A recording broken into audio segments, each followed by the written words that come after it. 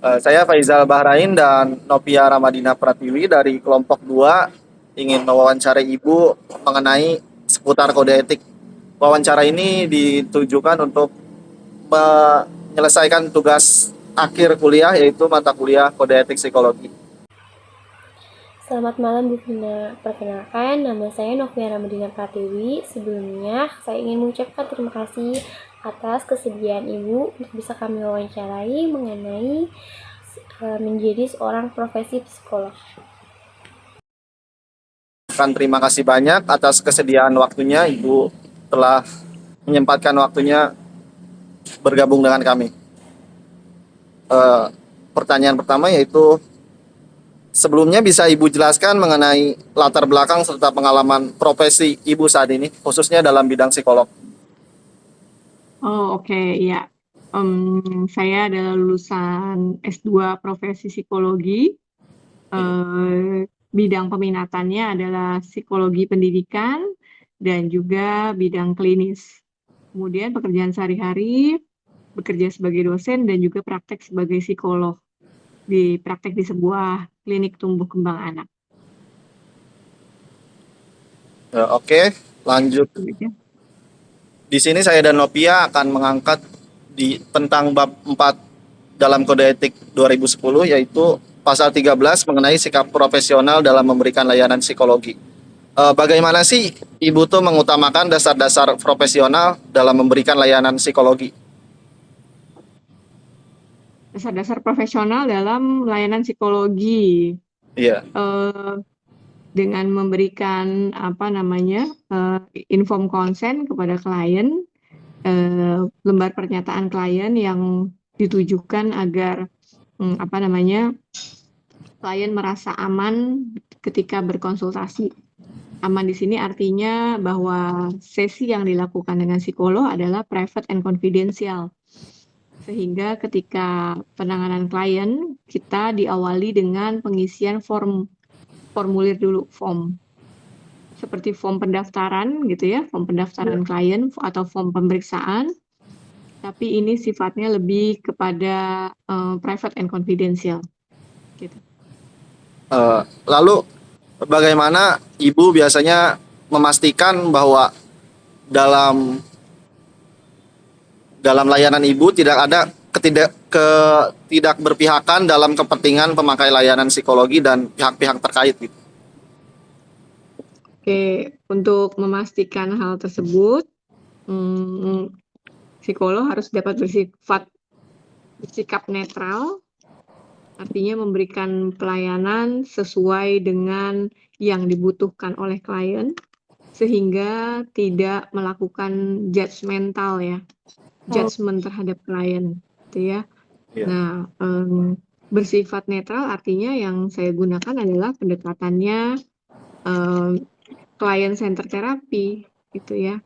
Jadi kalau di client center therapy, pendekatannya psikolog hanya memberikan wacana, membuka wawasan, kemudian pada akhirnya yang akan memutuskan adalah klien itu sendiri. Apakah dia akan mengambil plan A ataukah dia mengambil plan B.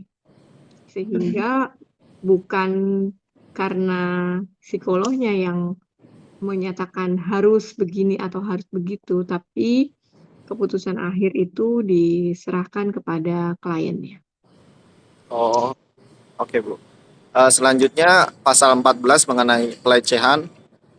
Bagaimana sih seorang psikolog atau ilmuwan psikologi dapat menciptakan lingkungan yang inklusif dan menghormati individu yang mereka layani?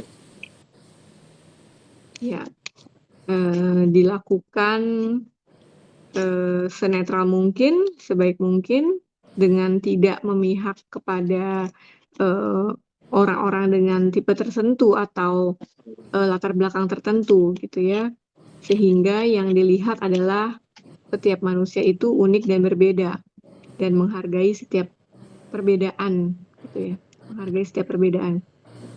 Dan itulah yang dijaga, bahwa kerahasiaan data klien itu harus kita jaga sedemikian rupa, termasuk juga recording data klien, agar mereka merasa aman dan nyaman ketika berkonsultasi dengan kita. Kemudian juga klien akan merasa bahwa selain aman dan nyaman, dia juga akan merasa bahwa terlindungi ya, artinya identitasnya terlindungi dengan kita memberikan inisial nama. Misalkan Finandita Utari, kita hanya pakai inisial nama FU, misalnya Ibu FU gitu kan ya. Iya, Bu. Itu untuk cara penulisan kita. Kemudian untuk menghindari adanya masalah tadi ya pelecehan seksual ataupun hal-hal yang tidak diinginkan gitu ya.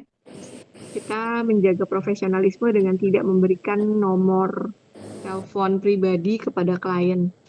Jadi sangat tidak disarankan untuk memberikan nomor telepon pribadi.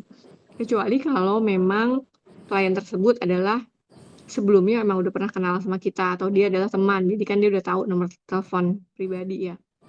Tapi konteksnya ini kalau memang betul-betul dia adalah klien murni dari luar, kita tidak pernah memberikan nomor handphone pribadi. Gitu. Khawatir nanti ada percakapan yang berkelanjutan gitu ya di luar ruang praktek gitu, menjaga kode etik seperti itu.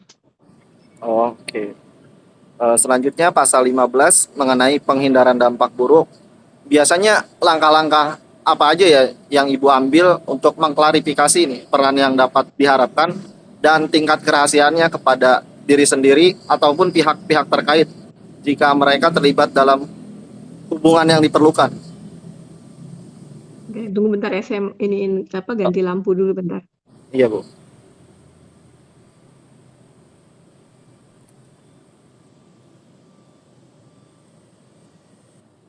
Oke, pertanyaannya apa tadi? Saya ulang, Ibu. Pasal 15 mengenai penghindaran dampak Suaranya buruk. masih di mute ya? Oh iya. Pasal 15, Bu, mengenai penghindaran dampak buruk. Biasanya langkah-langkah apa saja yang diambil oleh Ibu untuk memastikan bahwa pemakai layanan psikologi dan pihak-pihak terkait merasa terinformasi dan memahami kemungkinan dampak buruk yang muncul? Maksudnya apa tuh, pertanyaannya panjang juga. Gimana Gim? Langkah-langkah yang Ibu ambil untuk memastikan bahwa layanan yang telah Ibu berikan dan pihak-pihak terkait merasa terinformasi dan memahami kemungkinan dampak buruk yang dapat muncul, Bu. Oke, langkah yang diambil lebih kepada langkah pencegahan bocornya rahasia data pasien atau data klien ya, dengan kita punya bank data atau filing dengan lemari terkunci gitu, data-data klien. Yang berikutnya juga setiap pemberian hasil assessment itu diupayakan untuk bisa bertemu langsung dengan kliennya, jadi tidak memakai pihak ketiga. Contohnya misalkan dari klien memberikan hasil langsung kepada dari psikolog memberikan hasil langsung kepada kliennya, tidak melalui perantara dari admin klinik misalnya, karena khawatir akan terjadinya kebocoran rahasia, sehingga diupayakan untuk menjaga langkah-langkahnya, yaitu tadi psikolog akan memberikan secara langsung hasil assessment ataupun hasil pemeriksaannya kepada klien tanpa perantara pihak ketiga gitu ya. Iya. Oke. Selanjutnya pasal 16 mengenai hubungan majemuk.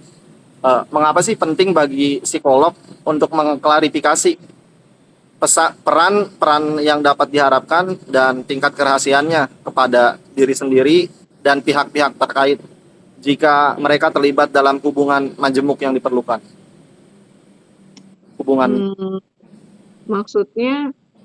Maksudnya berhubungan di luar konteks praktek atau gimana ya? Iya, Bu, kayak teman gitu. Jadi diklarifikasi. Kliennya jadi teman. Iya. Dengan menjaga profesionalisme, menjaga jarak, dan diupayakan memang tidak ada sesi di luar jam konsultasi. Begitu. Jadi dengan menjaga privasi ya. Karena kalau kita misalkan tidak menjaga jarak kan pasti akan bias nih antara dia berteman jadi teman atau dia memang betul-betul klien yang berbayar ya, artinya memang penting sih, dan memang apa namanya, dari kliennya juga harus kita batasi juga gitu. Maksudnya dalam sikap dan perilaku ya, kita jaga diri juga, misalnya mau diajak psikolognya nih misalnya diajak makan, diajak nonton, atau diajak jalan, nah kita kan harus bersifat profesional gitu, bahwa relasi yang terjadi antara psikolog dengan klien ya hanya terjadi di ruang praktek saja. Oke, Bu. Selanjutnya pasal 17 mengenai konflik kepentingan. Mm-mm. Langkah-langkah yang biasanya diambil oleh psikolog untuk menghindari atau mengelola konflik kepentingan yang dapat merugikan, Bu. Mengelola konflik kepentingan ya. Iya, Maksudnya mengelola konflik kepentingan kayak apa ya? kayak Kayak apa ya contoh perilakunya ya? Maksudnya iya, contoh perilakunya seperti apa ya? kayak mungkin kasus Mirna gitu ya, Bu, yang kepentingan Jessica Hmm. Kopi. Ada kepentingan tertentu gitu buat memenjarakan orang tersebut gitu. Misalnya butuh apa surat-surat resmi dari psikolog, misalkan dia gila gitu. Oke, untuk mengelola konflik kepentingan ya sebisa Pencegahannya. mungkin dihindari ya, pencegahannya dihindari, termasuk tadi akses-akses untuk meminta nomor telepon pribadi atau meminta alamat pribadi gitu, sebisa mungkin tidak diberikan. Kalau saya sih seperti itu ya. Oh, Jadi kalau klien ada nanya nomor telepon WA Bu Vina berapa atau alamat rumahnya di mana, biasanya ke klien saya nggak kasih gitu. Karena emang untuk menghindari apa namanya, relasi di luar praktek ya. Karena iya. kan kita nggak tahu nanti dia tiba-tiba ngirim parcel, alih-alih nyogok misalnya, kan nggak mau kayak gitu kan. Ya kayak tadi yang Faisal bilang bahwa bisa aja nih kasus Mirna, terus psikolognya biar menyatakan, oh ini ada gangguan jiwa nih misalnya Iya. ya, terus dideketin sama kliennya, dikirimin parcel, dikirimin apa, karena tahu alamat rumahnya gitu kan, itu sangat tidak profesional ya. Jadi kalau ditanya pribadi, kalau saya pribadi ya saya tidak akan memberikan alamat rumah dan juga nomor telepon pribadi. Oke, Bu.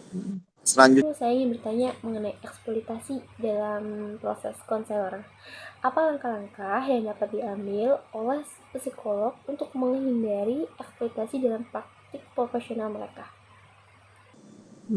Oke, untuk menghindari eksploitasi, membatasi diri dengan jam kerja, sesi kerja, gitu ya, jangan sampai dia mau konsulnya 1 jam, tapi terus dia akhirnya minta nambah, tapi kita cut gitu ya, dia tetap minta tambahan waktu gitu misalnya, atau dia merasa bahwa oh belum selesai kan sesi saya gitu kan, berarti kan dia mengeksploitasi gitu ya, menggunakan atau memperalat gitu ya, kayak mengulur-ngulur waktu, kayak dia ngerasa kayaknya oh sesinya belum selesai nih, atau kayak dia bilang oh saya nggak puas nih konsul sama Bu Vina, masa cuma 1 jam udah dibatasin, padahal kita emang bener waktunya cuma sejam gitu. Jadi memang harus strict pada waktu gitu ya, pada waktu yang diberikan sesi. Misalnya kita bilang kalau konsul sama saya satu sesinya 45 menit, ya udah 45 menit. Atau kalau sama saya satu sesinya itu 60 menit, ya udah 60 menit selesai.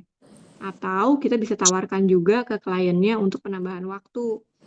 Misalnya kita bilang, oh iya Ibu waktunya sudah 60 menit, apakah mau ada penambahan waktu?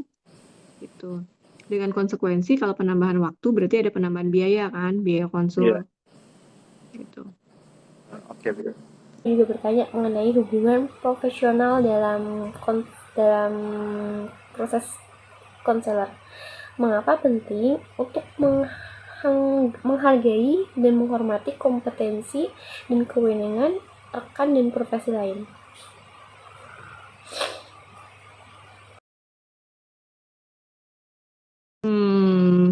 Untuk menghargai profesi lain, iya, hubungan profesional kita tahu batas, tahu diri bahwa kompetensinya psikolog hanya bermain di area psikoterapi, assessment, psikotes gitu ya. Dan apabila pasien itu membutuhkan resep dokter, dan memang secara kesehatan mental dinyatakan memang sudah harus penanganan dengan psikiater, maka kita harus merujuk ke psikiater. Oke, Bu. Jadi Selanjutnya. tidak boleh diambil semua sendiri gitu ya. Maksudnya kita ambil alih Iya. semua, udah saya aja yang tanganin semua. Nah, itu nggak boleh. Saya juga ingin bertanya Bu mengenai informan konsen. Siapa yang bertanggung jawab jika terjadi efek samping yang merugikan selama proses psikolog? Mengapa hal ini perlu dicantumkan dalam informan konsen? Oke, mengapa perlu dicantumkan dalam info konsen? Karena info konsen itu kan lembar kesepakatan ya, treatment yang akan kita lakukan. Misalnya setuju dilakukannya tindakan psikotes terhadap anak atau setuju dilakukannya tindakan psikoterapi.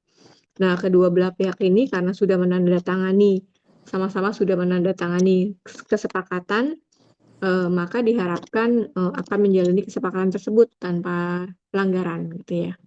Bertanya mengenai layanan psikolog kepada dan atau melalui organisasi.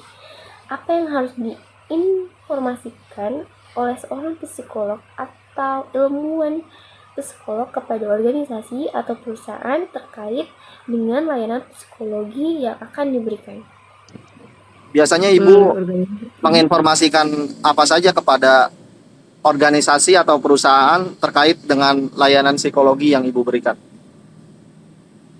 Yang akan diberikan adalah visi misi, Ya. visi misi perusahaan gitu ya, atau visi misi dari layanan kita. Kalau kita memiliki biro psikologi, berarti saya harus menyampaikan visi misi biro saya, kemudian bentuk layanan yang bisa kita berikan, baik itu secara individual maupun secara kelompok. Contohnya misalkan konsultasi individual ataupun psikotes secara kelompok. Iya. Kemudian diberikan juga durasinya, durasi pelaksanaannya berapa lama. Kalau memang memberikan penawarannya adalah pelatihan, harus secara detail. Pelatihannya indoor, outdoor, online, offline. Durasinya misalnya memberikan workshop selama 3 jam, kemudian dengan biaya berapa. Gitu. Nah, itu harus jelas di awal gitu ya. Begitu kan ya pertanyaannya tentang itu kan ya, kalau memberikan pelayanan ya? Iya Bu, kepada organisasi gitu. Iya, jadi kita memberikan proposal, membuat proposal, surat proposal, mengajukan proposal kepada organisasi yang dituju apabila kita mau melakukan kerjasama. Oke. Biasanya ada batasan-batasan gitu nggak ya Bu dalam kerjasamanya? Biasanya ada batasannya, misalkan dari biro psikologi tidak memberikan sponsorship, misalnya, yang kita hanya memberikan pelayanan seminarnya saja, misalnya itu juga bisa. Jadi tidak memberikan sponsorship, jadi macam-macam sih, itu tergantung kesepakatannya. Apakah memang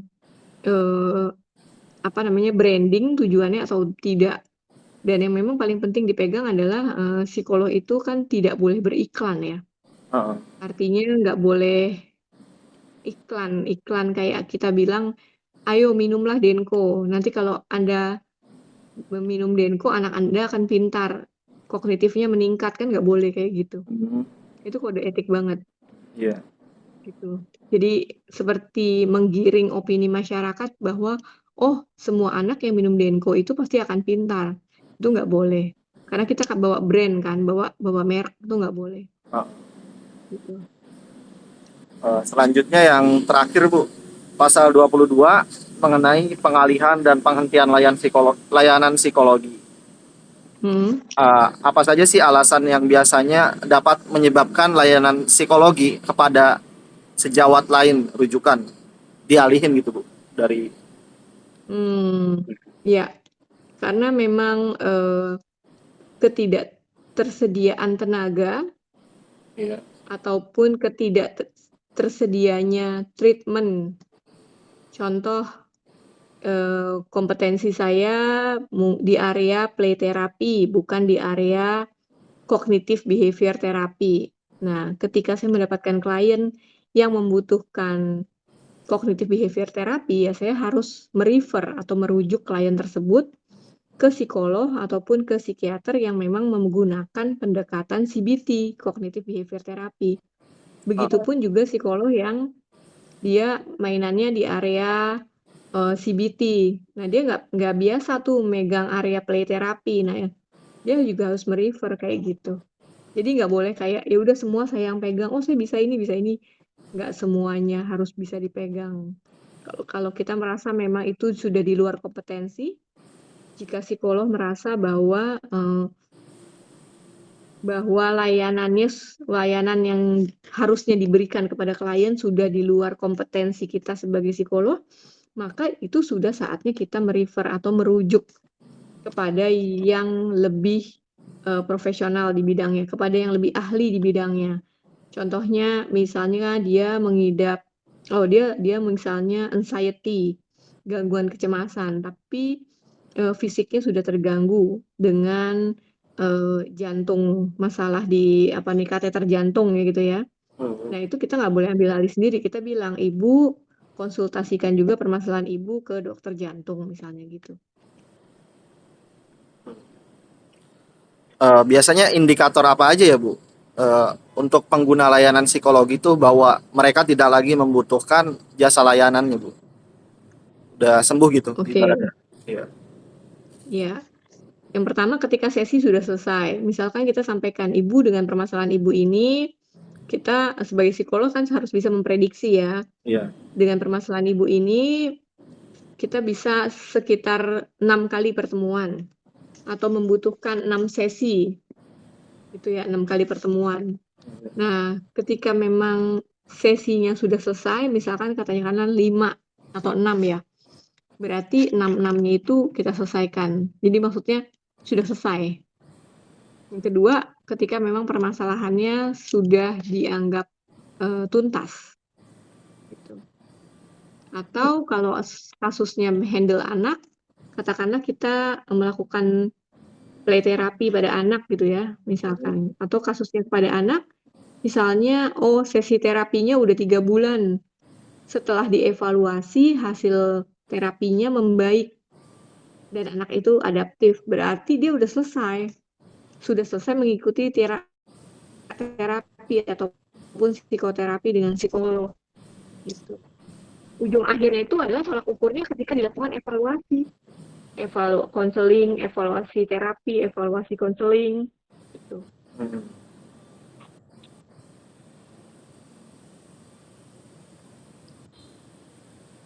Oke, ada lagi? Baik, terima kasih banyak Bu sudah meluangkan waktunya.